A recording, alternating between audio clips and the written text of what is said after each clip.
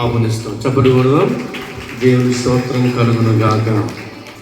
కొరకై శాశ్వతమైన ప్రేమతో ప్రేమించుచున్న మా ప్రియ పరలోకపు తండ్రి, నీ ప్రియ కుమారుడును మా ప్రియ రక్షకుడైన యేసుక్రీస్తు ప్రభుల వారి శ్రేష్టమైన నామములు ఈ మధ్యాహ్న కాల సమయంలో మరొకసారి నీ పాదముల చెంతకు వస్తున్నా.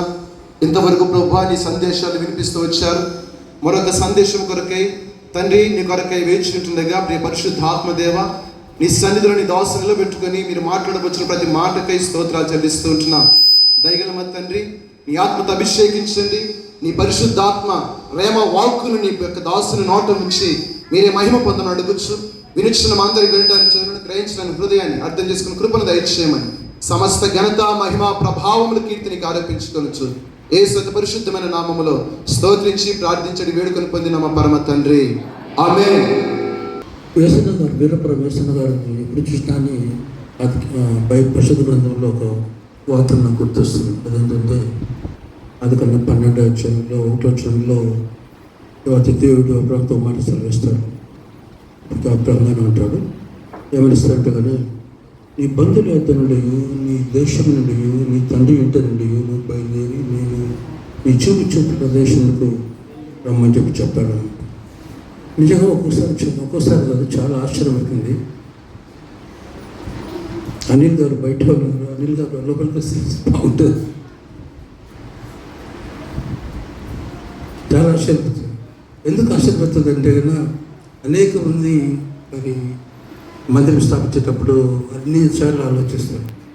కొంచెం అక్కడ చుట్టుపక్కల దర్వాసన సంఘం అంతా ప్రజలు ఉన్నారా, నాకు ఎంతమంది వస్తారు, మరి అక్కడ నాకు భద్రత ఉంటుందా, నాకు ఫ్యూచర్లో డెవలప్మెంట్ అవుతుందా లేదా, ఇవన్నీ ఆలోచించుకొని తర్వాత చేస్తారు.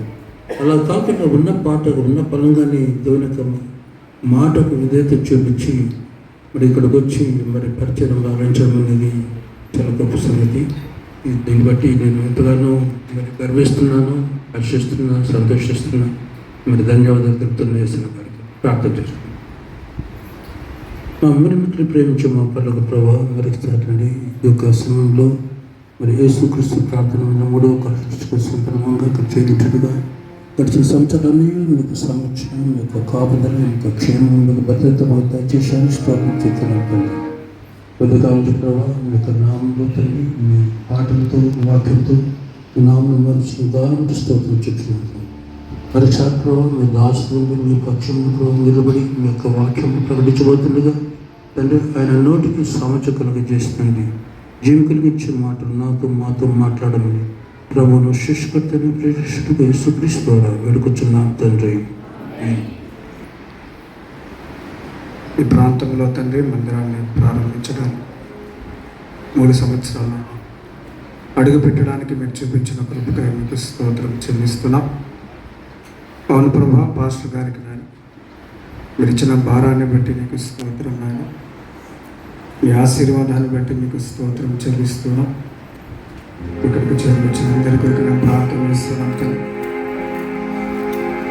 తండ్రి మీరు అతనితో ఉన్నాడు, మీ ఉనికిని గుర్తించి మిమ్మల్ని స్తుతించడానికి మీరు చూపించిన కృపకై మీకు స్తోత్రం చెల్లిస్తున్నాం. ఒక గొప్ప నిబద్ధతతో నాయన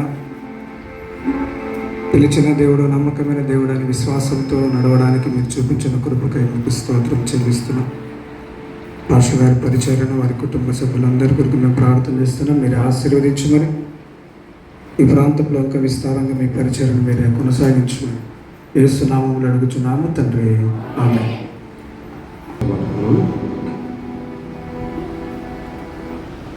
జీవము గల సంఘము దేవునిది సంఘము, జీవము గల సంఘము దేవునిది సంఘము, పావనుడగు యేసు ప్రభువు పాలించు సంఘము, పావనుడగు యేసు ప్రభువు పాలించు సంఘము, జీవము గల సంఘము దేవునిది సంఘము, జీవము గల సంఘము.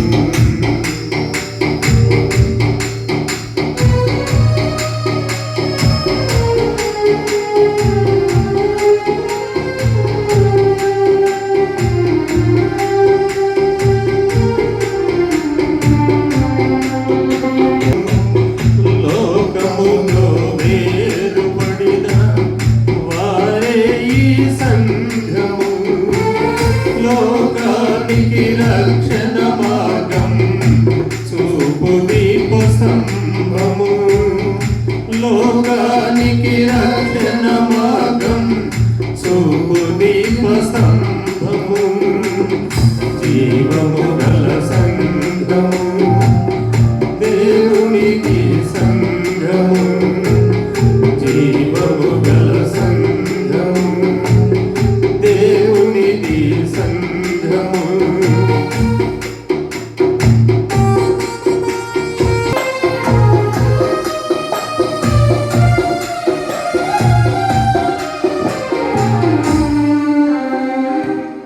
దేవుడు తన స్వరక్తమిచ్చి కొన్నట్టి సంఘము దేవుడు తన స్వరక్తమిచ్చి కొన్నట్టి సించకాపురం దేవుడే మనుషుల మధ్య నివసించే కాపురం జీవము గల సంఘము దేవునికి సంఘము జీవము గల సంఘము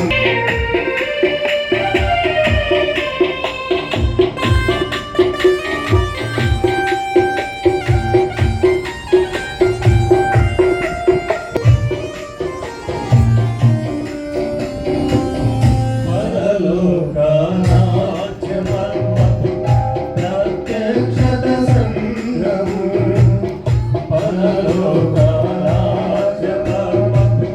ప్రత్యక్షత సంఘము దేవునికి సంఘము జీవము గల సంఘము దేవునికి సంఘము పావనుడగు యేసు ప్రభువు పాలించు సంఘము పావనుడగు యేసు ప్రభువు పాలించు సంఘము జీవము గల సంఘము దేవునికి సంఘము జీవము గల సంఘము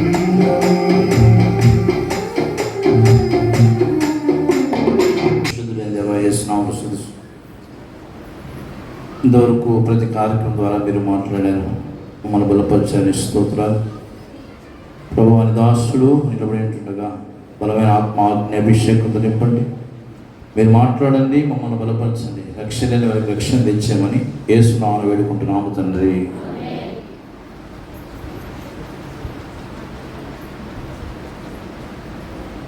దేవుని వాక్యం మొదటిసారిగా ప్రసంగాలు అయిపోయినాయి. ఏం లేదా, ఇద్దరు మాత్రమే చెప్తున్నారు అంతే. ఎందుకంటే చెప్పడం సులభంగానే, వినడము అదంతా విని ఇక్కడే వదిలేసేయకూడదు, గుర్తుపెట్టుకోవడం చాలా కష్టం. కాబట్టి ఇంతవరకు దైవజనులు చెప్పినటువంటి రెండు వర్తమానాలు జీవించితే దానివల్ల ఉపయోగం, లేదంటే ఉపయోగం లేదు. మరి ఇప్పుడు ఈ వీరాపురం గురించి గ్రామాన్ని గమనించినప్పుడు యేసు ప్రభు తన శిష్యులు ప్రవక్తల నజరేతు నుంచి మంచిది ఏదైనా రాగలదా అంటే ఏమన్నారు? నజరేతు నుంచి మంచిది ఏదైనా రాగలదా అంటే ఏది రాదు. Nothing will come from the goodness from the Nazareth అని చెప్పినట్లుగా చూస్తాం. ఇప్పుడు గమనించినట్లయితే ఇప్పుడు ఈ వీరాపురంలోనే మరి క్రీస్తును ప్రకటించేటువంటి ముగ్గురు వీరులు ఇక్కడ మనం గమనించినాం. ఇద్దరినే చూసినాం కదా ఇంతవరకు. మనకు తెలిసింది అంతా వీరాపురం, మరి ఏసన్న గారు వీరాపురం, మరి టీచర్ పాల్కిరణ్ గారు, ఇప్పుడు వీరాపురం రమేష్ గారు. తెలియదు అసలు, మనకే తెలియదు. వీళ్ళంతా దేవుడి కొరకు వీరులుగా దేవుడి పనిలో ముందుకెళ్తున్నట్లుగా మనం చూస్తాం. వీరాపురం దేనికి ప్రసిద్ధి? గతం వదిలేండి, ఇప్పుడు నేను వాక్యాన్ని ప్రతి వాక్యం కూడా మీకు మీ హృదయాల్లో నిలిచేటట్లు అది ఉండాలి, ప్రకటించాలి. దేవుని యొక్క మందిరాన్ని గురించి ఒకసారి గమనించినప్పుడు ఏసన్న గారు ఇది ఇప్పుడు బిల్డింగ్ మినిస్ట్రీ దగ్గర 2వ సంవత్సరం నాకు తెలిసినంత వరకు బిల్డింగ్ మినిస్ట్రీ ఉంటుంది. అనగా ఈ బిల్డింగ్లకు వచ్చి పరిచర్య కంప్లీట్ చేసేది 2వ సంవత్సరం. దాని కొరకు బిల్డింగ్ మినిస్ట్రీనే కదా, కానీ ఈ మినిస్ట్రీ విషయంలో గమనించినప్పుడు దాదాపు 10-20 సంవత్సరాల నుంచి సేవ చేస్తూనే ఉన్నాడు. కానీ బిల్డింగ్కి వచ్చి ministry in the building is the completion of 2 years. ఈ బిల్డింగ్లో దేవుని పరిచర్య చేస్తూ 2 సంవత్సరాలు పూర్తి అయినాయి. 3వ సంవత్సరానికి ఈ దినము ప్రవేశించబడింది. మరి ప్రభు అయినటువంటి యేసుక్రీస్తు ఈ లోకంలో ఉన్నప్పుడు దేవుని మాటలు మనం గమనిద్దాం. బైబిల్లోని వాళ్ళు చూడండి, లేని వాళ్ళు జాగ్రత్తగా గమనించవలసిందిగా మనం చేస్తాం. యోహాను సువార్త 2వ అధ్యాయంలో మనం గమనించినప్పుడు మనకు అందరికీ తెలిసిందే, ప్రభు అయిన యేసుక్రీస్తు చేసినటువంటి వివాహాన్ని గురించి మనము చూస్తాం. తర్వాత ఇందులో మనం గమనించినప్పుడు వెంటనే మనం గమనించినప్పుడు దేవుని యొక్క పరిచర్య ప్రారంభమైనట్టుగా చూస్తాం. మొదటిగా ఆయన చేసిన సూచక్రియ పెళ్లిలోగా జరిగించినట్లుగా చూస్తాం. 2వ అధ్యాయము మరి 1 నుంచి 11 వచనాల్లో మనం చూస్తాం. 2వ సందర్భాన్ని గమనించి 12వ వచనం నుంచి మనం గమనించిన తర్వాత వచనాలు మనం గమనించినప్పుడు 13వ వచనాలను మనం గమనించినప్పుడు యూదుల పస్కా పండుగ సమీపింపగా యేసు యెరూషలేమునకు వెళ్ళి, అది ప్రజలలో పరిచర్య, ఇది దేవుని మందిరంలో పరిచర్య. దేవుని మందిరంలోనికి వచ్చినప్పుడు ఏం కనబడుతున్నాయి ఆయనకు? దేవుని మందిరంలోనికి వచ్చినప్పుడు దేవాలయంలో ఎడ్లను, గొర్రెలను, పావురములను, అమ్మువారును, రూకలు మార్చువారును కూర్చుండుట చూచి. దేవుని మందిరంలో ఏం చూస్తాం మనం?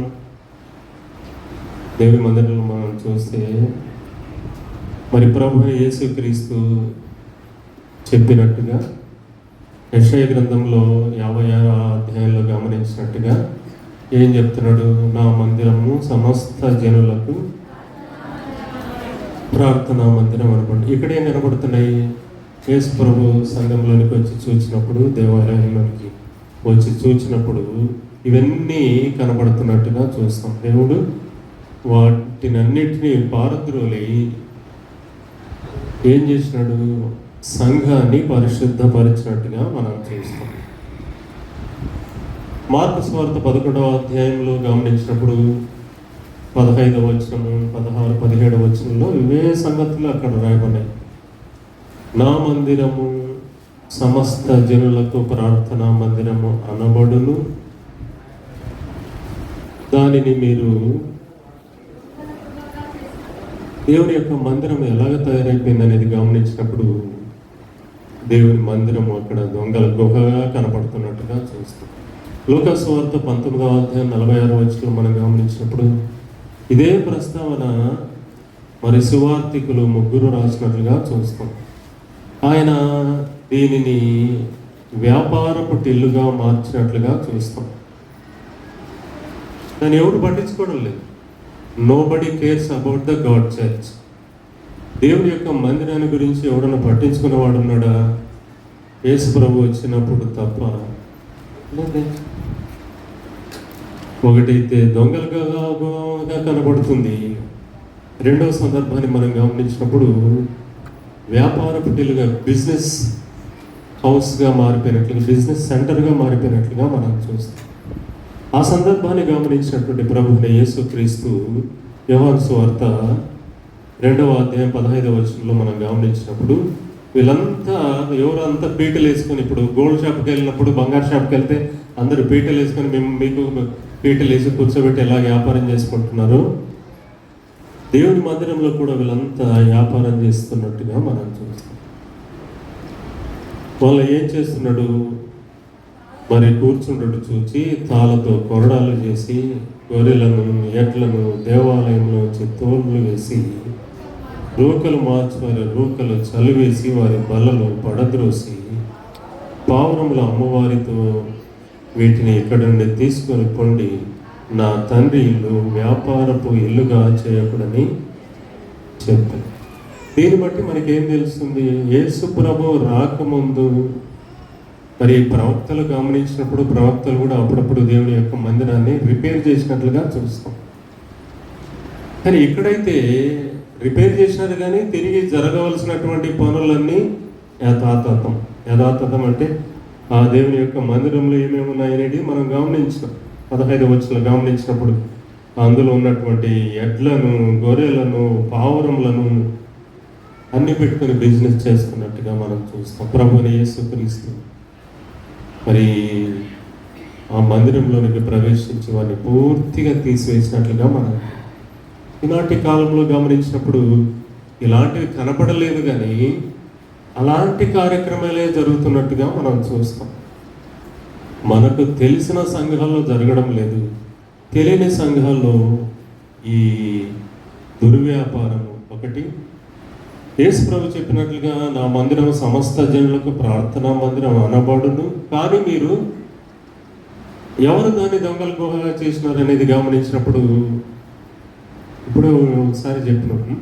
అంటే దొంగల గుహ అంటే ప్రార్థన మందిరము దొంగల గుహకు ఏమి సంబంధం అనేది గమనించినట్లయితే ఎవరు మార్చినారు దొంగల గుహగా అనేది మనం గమనించినప్పుడు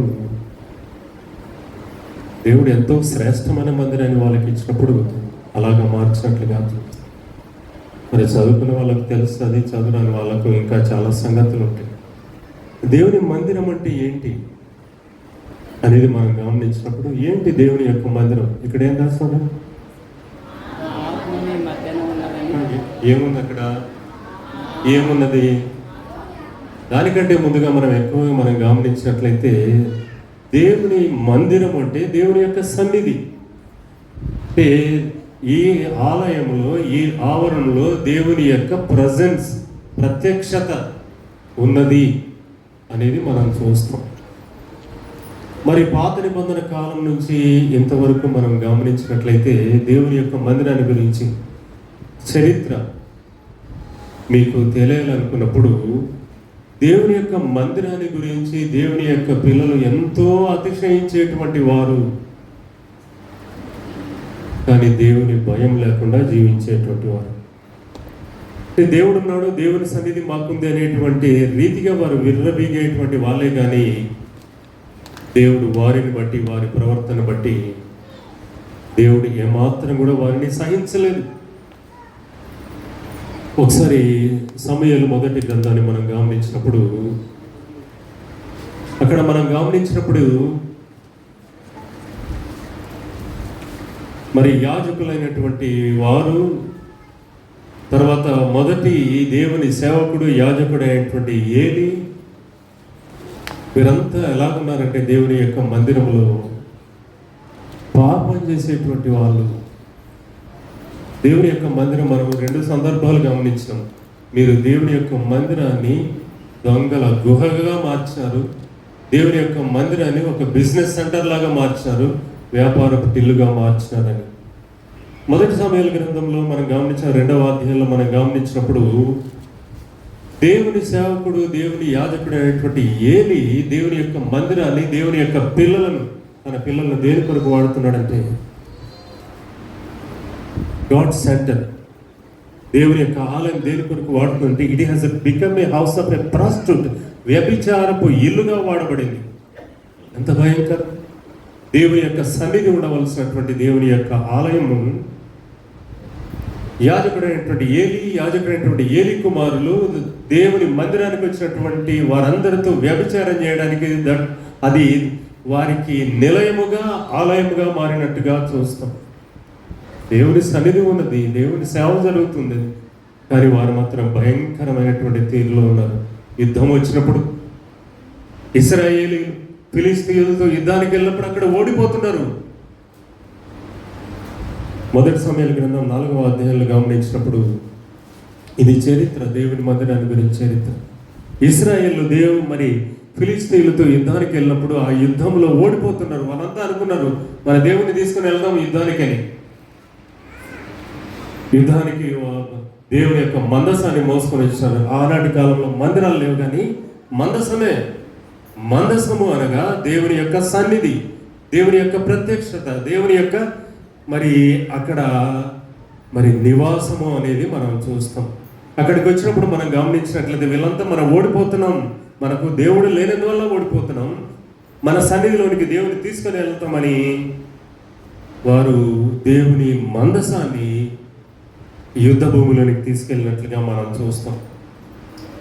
4వ అధ్యాయం మనం గమనించినప్పుడు 5వ వచనం నుంచి మనం చూస్తాం. యెహోవా నిబంధన మందసము దండులోనికి రాగా ఇశ్రాయేల్ అందరూ భూమి ప్రతిధ్వనించునంత గొప్ప కేకలు వేసిరి.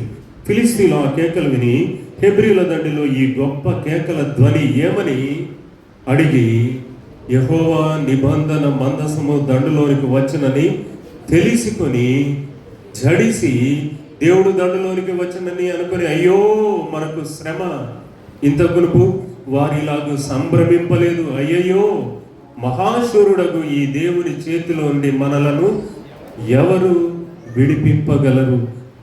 ఈ విషయంలో మనం గమనించిన ఫిలిస్తీన్లు దేవుని గురించి, దేవుని మహత్యాన్ని గురించి, దేవుని యొక్క శక్తి సామర్థ్యాల గురించి జడిసి భయపడుతున్నారు. కానీ ఇశ్రాయేలీలు హెబ్రీలు ఆ భయమే లేదు. వారి పాపపు జీవితంతో ఎలాగా పాపము చేస్తూ అక్కడ యాజకుని కుమారులు మాత్రమే కాకుండా హెబ్రీయులు ఇశ్రాయేలు పాప జీవితంలో జీవిస్తూ దేవుని యొక్క మందసాన్ని ఎత్తుకొని వెళ్ళినట్లుగా చూస్తాం. అలాగే జీవించినట్లయితే వాళ్ళు గెలుస్తారా? అక్కడ ఉన్నటువంటి ఫిలిస్తీన్లు భయపడుతున్నారు, కానీ ఇశ్రాయేల్ హెబ్రీలు మాత్రం భయపడలేదు. ఆ యుద్ధంలో ఓడిపోయారు. దేవుని యొక్క మందసం పట్టుబడింది, తీసుకొని పోయి ఆ ఫిలిస్తీన్ల దేశంలో దాగోని గుడిలో ఉంచినట్లుగా మనం చూస్తాం. 5వ అధ్యాయము 2-3 వచనాల్లో మనం చూస్తాం. ఫిలిస్తీన్లు దేవుని మందసమును పట్టుకొని ఎబెనేజర్ నుండి ఆస్టోదునకు తీసుకొని పోయి దాగోని గుడిలో దాగోని ఎదుట దాన్ని ఉంచిరి. అయితే మరునాడు అష్టోదు వారు ప్రాతకాలం లేవగా ఇదిగో దాగోను యెహోవా మందసం ఎదుట నేలను బోర్లబడి ఉండెను. ఇక్కడ ఈ విషయం చాలా జాగ్రత్తగా గమనించాలి. దేవుని యొక్క వాక్యము, దేవుని యొక్క సన్నిధి, దేవుని యొక్క సన్నిధి, దేవుని యొక్క మహిమ, దేవుని యొక్క మందసము హెబ్రీల్లోంచి ఇశ్రాయేల్లోంచి ఫిలిస్తీన్లోనికి వెళ్ళిపోయింది. There is no God's presence in the midst of the Israel. దేవుని యొక్క సన్నిధి ఇశ్రాయేల్ మధ్యలో లేదు. ఏమైపోయినారు ఇప్పుడు? దేవుడు లేనివారుగా, దేవుని సన్నిధి లేనివారుగా ఉన్నట్లుంది. దేవుడు ఇప్పుడు ఎక్కడికి వెళ్ళినాడు? ఫిలిస్తీన్ల మధ్యలోనికి వెళ్ళినట్లుగా మనం చూస్తాం. దేవుని మందసాన్ని తీసుకొని ఎక్కడ పెట్టినారు ఇప్పుడు? ఫిలిస్తీన్ల దేశంలో. మరి ఎబెనేజర్ నుండి అష్టోదరకు తీసుకొని వచ్చి దాగోని గుడిలో ఉంచినట్లుగా చూస్తాం. ఇక్కడ చాలా మంది గమనించాలి, దేవుని యొక్క సన్నిధి ఎక్కడ ఉండాలో అక్కడే ఉండాలి. దేవుని యొక్క సన్నిధి ఇతరుల గుడిలో ఉండడానికి వీళ్ళు తీసుకొని పోయిన ఫిలిస్తీన్ దేశంలో అక్కడ పెట్టినట్టుగా చూస్తాం. పొద్దున్న లేసి ఏమైంది? 3వ వచనం గమనించినప్పుడు ఇదిగో దాగోను యెహోవా మందసం ఎదుట నేలను బోర్ల పడి ఉండెను. ఇక్కడ చాలా సంగతులు ఆత్మీయ సత్యాలు. మనుషులు దేవుని గుర్తించలేరు కానీ, మనిషిని దేవుని ఆరాధించలేరు కానీ, ఇక్కడ ఉన్నటువంటి జీవం లేని, ప్రాణం లేని రాయి దాని ఎదుట బోర్లబడి ఆయన కనపరిచినట్టుగా మనం చూస్తాం. ఈయన మొదటిసారి పొరపాటైంది, తప్పైందని లేపి నిలబెట్టిన. పొద్దున్న లేస్తాను 4వ వచనంలో గమనించినప్పుడు ఆ మరునాడు వారు ఉదయం లేవగా దాగోను యెహోవా మందసం ఎదుట నేలను బోర్లబడి ఉండేది. రెండోసారి మరలా చేసినప్పుడు దాగోను యొక్క తలయు 2 అరచేతులను తెగవేయబడి గడప దగ్గర మొదటిసారి అలాగా కనపడింది. రెండోసారి మళ్ళా ఫిలిస్తీన్లు తలుపు తెరిచి చూచినప్పుడు ఆ దాగోను యొక్క తల చేతులు నరకబడి యెహోవా మందసము ఎదుట బోర్లబడి ఉన్నట్టుగా మనం చూస్తాం. ఇక్కడ కొన్ని సంగతులు ఆలోచించేయాలి. దేవునిని ఇతరులతో కలిపి ఆరాధించడానికి వీల్లేదు. దేవుడు ఇట్టివాడితో ఏమాత్రం కూడా కలిసి ఉండడు. ఒకవేళ ఉన్నా కూడా తనకు రావలసినటువంటి ఘనత, మహిమ తాను తెచ్చుకోగలడు. పర్వాలేదు వీటితో కలిసి ఉంటానని ఆ మందసం అలాగే ఉండలేదు. నువ్వు కూడా ఉండు, దీంట్లో ఉండి ఇద్దరం కలిసి దీంట్లో ఉంటాంలేని అని అనుకోలేదు. దేవుడు మాత్రమే మహిమ ఘనత పొందగలిసినటువంటి వాడు. మొదటిగా అది బోర్లబడి సాష్టాంగ నమస్కారం చేసినట్లుగా మనం చూస్తాం.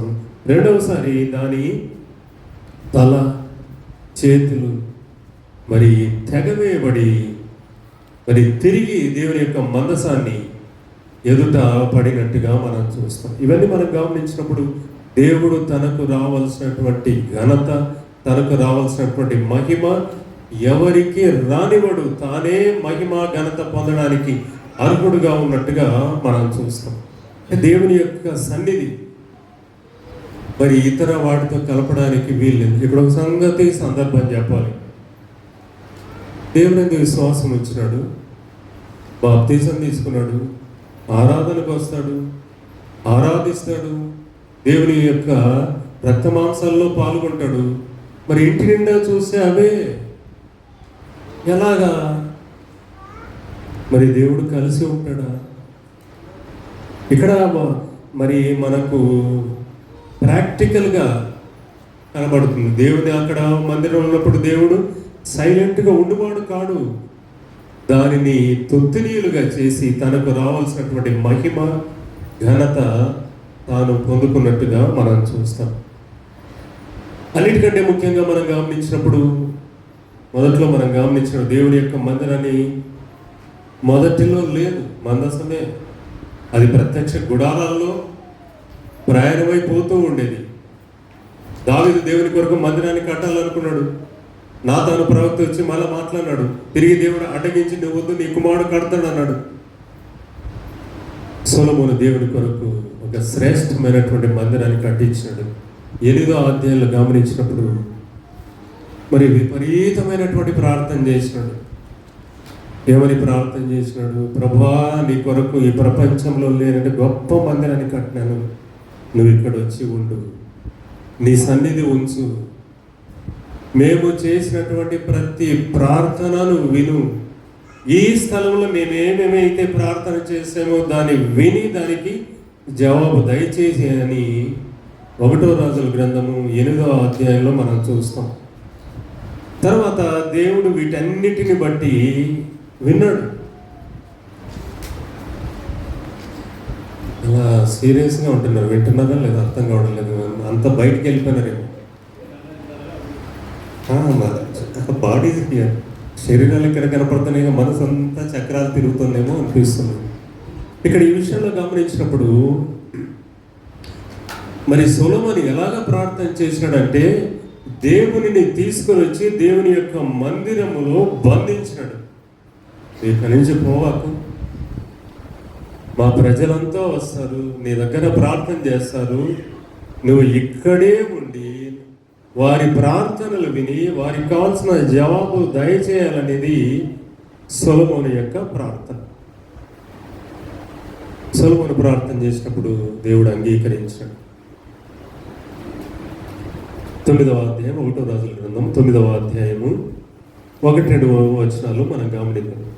సొలొమోను యెహోవా మందిరమును రాజనగరును కట్టుటయు తాను చేయబోయిన అంతటిని చేయుటయు ముగించిన తరువాత గిబియోనులో ప్రత్యక్షమైనట్లు 2వ మారు యెహోవా సొలొమోనుకు ప్రత్యక్షమై అతనితో ఈలాగు సెలవిచ్చాను.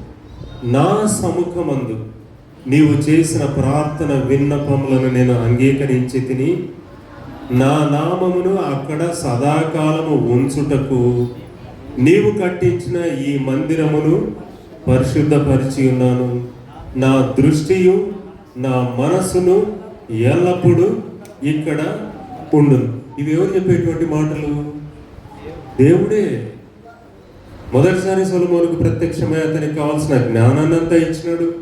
అడగకపోయినా అతనికి కావాల్సిన ఘనతలన్నీ ఇచ్చేసినాడు.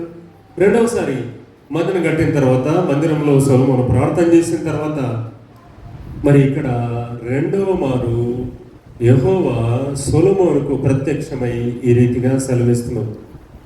సొలొమోను ఏం చేశాడు ప్రార్థన అంటే, he is arresting the God in the presence of the God's building. దేవుని యొక్క మందిరంలో దేవుడు నిరంతరం ఉండాలనేటువంటి తీరులో నిర్బంధించినట్లుగా చూస్తాం. దేవుడు మాట్లాడేటువంటి మాటలు మనం గమనించినప్పుడు 2-3 వచనాలు గమనించినప్పుడు దేవుడు ఏం మాట్లాడుతున్నాడు? 3వ వచనంలో, నీ ప్రార్థనలన్నీ నేను అంగీకరించి తిని నా నామము అక్కడ సదాకాలము ఉంచుటకు నీవు కట్టించిన ఈ మందిరమును పరిశుద్ధపరిచి. ఇక్కడ వరుసగా మనం గమనించాలి. ఎలాగంటే అక్కడ సదాకాలం ఉంటా అన్నాడు దేవుడు. రెండవది, నీవు కట్టించిన ఈ మందిరమును పరిశుద్ధపరిచి ఉన్నాను. తర్వాత మనం గమనించినట్లయితే నా దృష్టి, నా మనస్సు ఎల్లప్పుడూ అక్కడ ఉండను. అందుకే దేవుని మందిరం అంటే అంత భయం. పురాతన కాలంలో, సొలొమోను కాలంలో ఇది దేవుని యొక్క ఏంటంటే దేవుడిచ్చినటువంటి వాగ్దానం, దేవుడిచ్చినటువంటి ప్రమాణాలు, దేవుని ఇచ్చినటువంటి సన్నిధి. ఎలాగ చెప్తున్నాడు? సదాకాలం అక్కడ ఉంటాను, ఈ మందిరాన్ని పరిశుద్ధపరిచి ఉన్నాను, నా దృష్టియు నా మనస్సును ఎల్లప్పుడూ అక్కడ ఉండును. మరి దేవుడి యొక్క ఆశీర్వాదం ఏది కూడా ఊరికనే ఇవ్వడు, ప్రతిదానికి కండిషన్ ఉంటుంది. దేవుడు చాలా కాషియస్, చాలా జాగ్రత్తగా మాట్లాడతాడు. ఏం చెప్తున్నాడు అనేటువంటి విషయాన్ని గమనించినప్పుడు, రెండోసారి గమనించినప్పుడు 4వ వచనం, నీ తండ్రి అయిన దావీదు నడిచినట్లు నీవును యథార్థ హృదయుడవై నీతిని బట్టి నడుచుకొనొచ్చు, నేను నీకు సెలవిచ్చిన అంతటి ప్రకారం చేసి నా కట్టడలను విధులను అనుసరించిన ఎడల నీ సంతతిలో ఒకడు ఇశ్రాయేలు మీద సింహాసనాసని ఉండక మానడని నీ తండ్రి అయిన దావీదునకు నేను సెలవిచ్చినట్లు ఇశ్రాయేల్ మీద నీ సింహాసనం చిరకాలము స్థిరపరచు. ఇది మామూలుగా దీంట్లో అంత మరి కండిషన్ లేవు, షరతులు లేవు.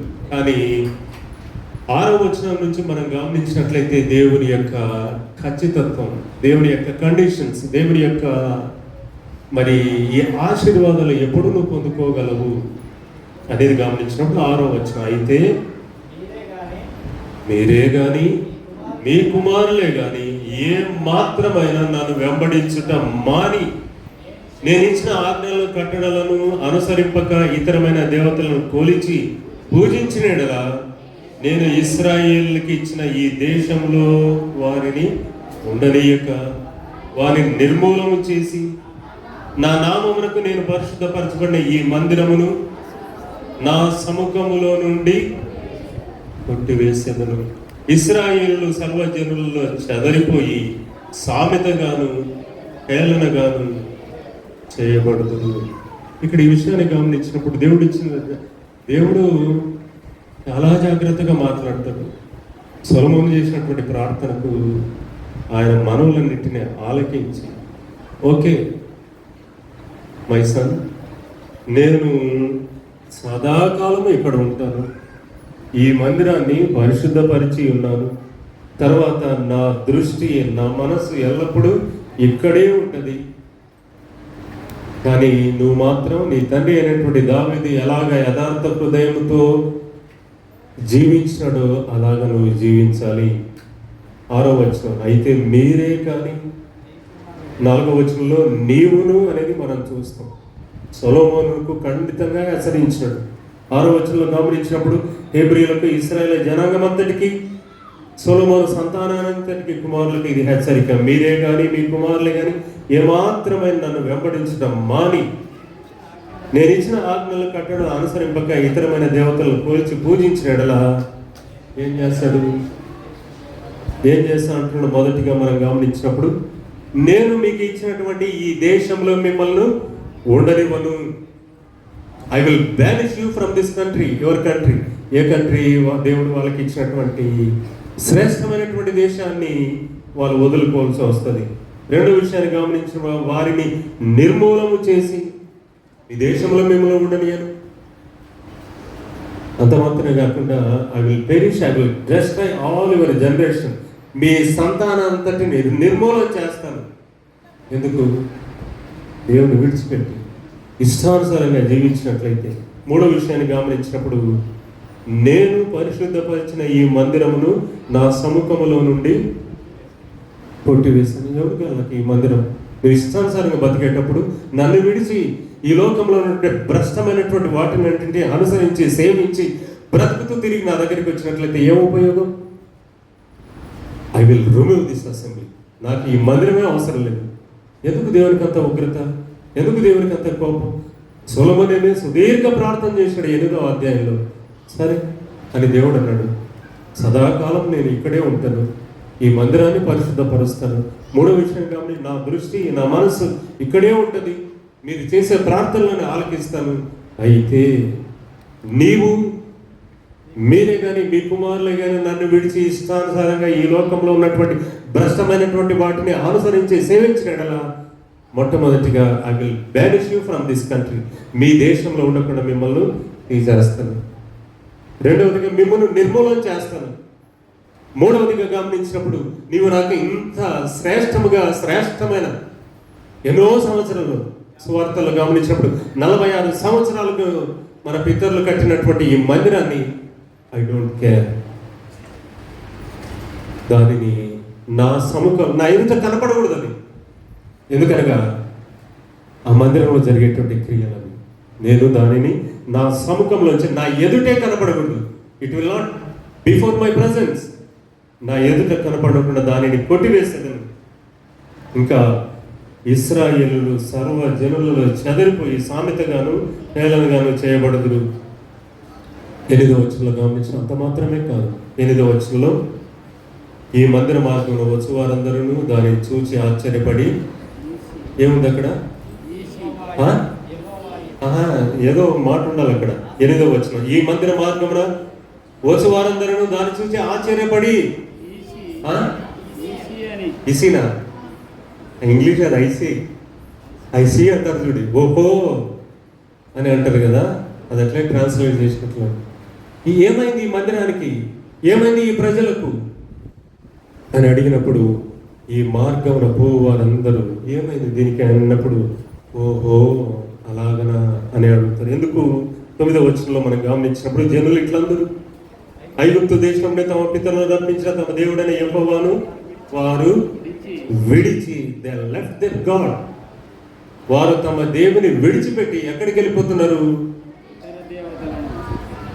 8వ అధ్యాయంలో గమనించినప్పుడు సొలొమోను చేసినటువంటి ప్రార్థన, ఆకాశమందు భూమి యందు నీవు తప్ప ఇక దేవుడు లేనే లేడు. కానీ ఈ ప్రజలు ఏం చేస్తున్నారు? ఇలాగే చెప్తున్నారు, మరి తమ దేవుడైనటువంటి యెహోవాను విడిచి ఇతర దేవతలను ఆధారం చేసుకొని కొలిచి పూజించుతూ వచ్చింది కనుక యెహోవా ఈ కీడంతయు వారి మీదికి రప్పించి ఉన్నాడు. ఎంత భయంకరం! ఇలా ఎంతో శ్రేష్టమైనటువంటి మందిరం కట్టబడింది only because of their works. వారు చేసినటువంటి హేయమైన కార్యాలను బట్టి వారి మందిరము, వారి దేవుడు, దేవుని యొక్క దృష్టి, దేవుని యొక్క మనసు అన్నీ కూడా వారు పోగొట్టుకున్నట్లుగా చూసారు. ఎవరు మొదట తప్పిపోయినారు? మొదటి రాజు గ్రంథం 11వ అధ్యాయాన్ని మనం గమనించినప్పుడు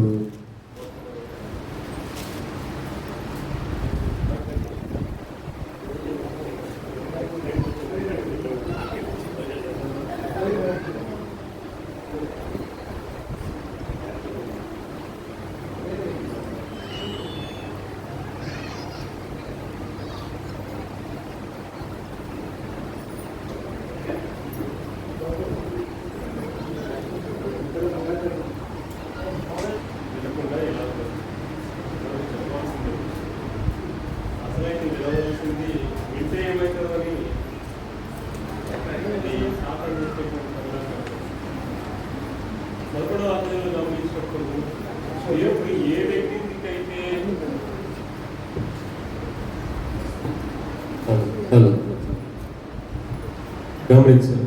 ఇంతవరకు విన్నది ఒక వ్యక్తి, ఇప్పుడు వినవలసింది ఒకటి. దేవుడు ఏ వ్యక్తితో అయితే పదే పదే ప్రత్యక్షమై చెప్పినాడో ఆ వ్యక్తి పాపం చేస్తున్నాడు, ఆ వ్యక్తి దేవుని విడిచిపెడుతున్నాడు. ఆహామోహాన్ని ప్రజలు ఎంతగా ఆయనను హెచ్చరించిన అవన్నీ కూడా 11వ అధ్యాయంలో గమనించినప్పుడు మరి సొలొమోను చేసినటువంటి భయంకరమైనటువంటి బహుభార్యత్వాన్ని బట్టి అతని భార్యల కొరకు అతను అనేకమైనటువంటి గుడులను, విగ్రహాలను తయారు చేసి పాపం చేసినట్లుగా మనం చూస్తాం. ఒక విషయం ఇక్కడ ఆలోచన చేస్తాం. సొలొమోనుకు జ్ఞానం లేదా? ఈ ప్రపంచంలోని మహామేధావి అయినటువంటి సొలొమోను మనం చూస్తాం. రెండవది, సొలొమోనుకు దేవుని యొక్క వాక్యం తెలియదా? దేవుని యొక్క వాక్యం తెలియకపోతే ఎన్నో కీర్తనల గ్రంథంలో మనం చూస్తాం, ఎన్నో సామెతలు రాసినట్లుగా మనం చూస్తాం, మరి జీవిత అనుభవాలని ప్రసంగి గ్రంథంలో రాసినట్లుగా చూస్తాం, దేవుని యొక్క ప్రేమను గురించి పరమగీతంలో రాసినట్లుగా మనం చూస్తాం. సొలొమోనుకు దేవుని వాక్యం తెలియదా? ఇక్కడ ఆలోచన. అతని భార్యలో అతన్ని త్రిప్పివేసిరి అనేటువంటి మాటను చూస్తాం.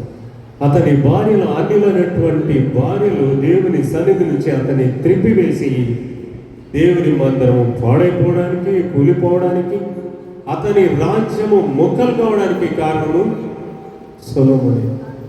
ఇక్కడ ఆలోచించవలసిన విషయం ఏంటంటే, నీకున్నటువంటి జ్ఞానం పాపము చేయకుండా అడ్డుపడదు. Your knowledge will not stop you to fall in the sin. దేవుని యొక్క వాక్యం నీకు ఎంత బాగా తెలిసినా పాపములో పడకుండా అది నిన్ను ఆపలేదు.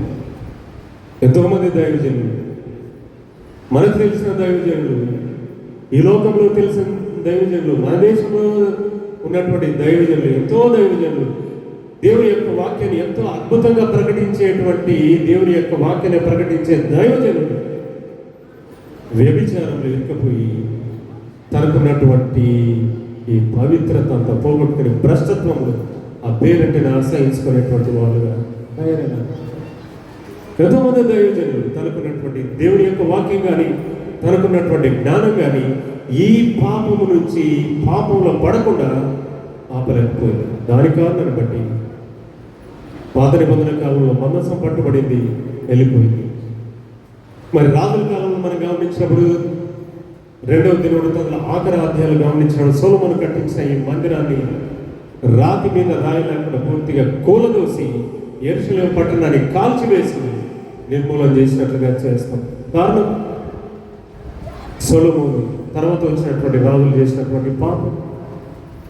ఆ తర్వాత ప్రభు అయినటువంటి యేసుక్రీస్తు కాలంలో గమనించినప్పుడు సేమ్ స్టేటస్, అదే పరిస్థితి ఈ సంఘంలో నిలబడింది. నా మందిరం సమస్త జనులకు ప్రార్థన మందిరం ఏర్పడింది, కానీ మీరైతే ఇలా చేస్తారు. ఇక్కడ ఆలోచన చేస్తున్నారా? దేవుని మందిరం నిలబడడానికి కారణం ఏంటి? దేవుని మందిరం పడిపోవడానికి కారణం ఏంటి? మనం ఆలోచించినట్లయితే పవిత్ర జీవితం, దేవుని మాత్రమే సేవించి ఆయన్ని మాత్రమే పూజిస్తూ ఈ లోకంలో దాగుని గుడిలో పెట్టారు, ఏం పర్వాలేదు, నీకు ఒక ఆలయంలో పెట్టామంటే దేవుడు వాటితో ఉండడానికి ఒప్పుకోడు. వాటిని అన్నిటినీ సమూలం చేసి దేవుడు మాత్రమే ఘనత పొందేటువంటి వాడు. మనం ఇప్పుడు ఆలోచించవలసిన విషయం, గ్రహించవలసిన విషయం ఏంటంటే, అన్లెస్ అండ్ అంటిల్ నీవు పరిశుద్ధంగా జీవిస్తే తప్ప దేవుని మందిరానికి ఉనికి ఉండదు. There is no existing for the God's assembly. దేవుని యొక్క మందిరానికి ఉనికి ఉండాలి, దేవుని మందిరం ఉండాలంటే దేవునితో ఉండాలి. నువ్వు పాపంలో జీవించినట్లయితే, దేవుడు విడిచిపెట్టి జీవించినట్లయితే దేవుని యొక్క మందిరం ఉండడానికి వీల్లేదు. తర్వాత ప్రభుని యేసుక్రీస్తు వచ్చిన తర్వాత మనం గమనించినప్పుడు ఈ మందిరాలన్నీ కూలిపోయేటివి. కొరింథీయులకు రాసిన 2వ పత్రిక 6వ అధ్యాయంలో గమనించినప్పుడు ఈ మందిరాలు కాదు కానీ మీరే జీవం గల దేవుని ఆలయమై ఉన్నారు. ఈ మందిరాలన్నీ ఎప్పుడోసారి కూలిపోయేటివి, ఏ భూకంపం వచ్చినా ఏ వచ్చినా కూలిపోయేటివి, కానీ మీరే నాకు దేవుని ఆలయం, నేను మీలో నివసింతును, నేను సంచరింతును అని సెలవిచ్చినట్లుగా మనం చూస్తాం.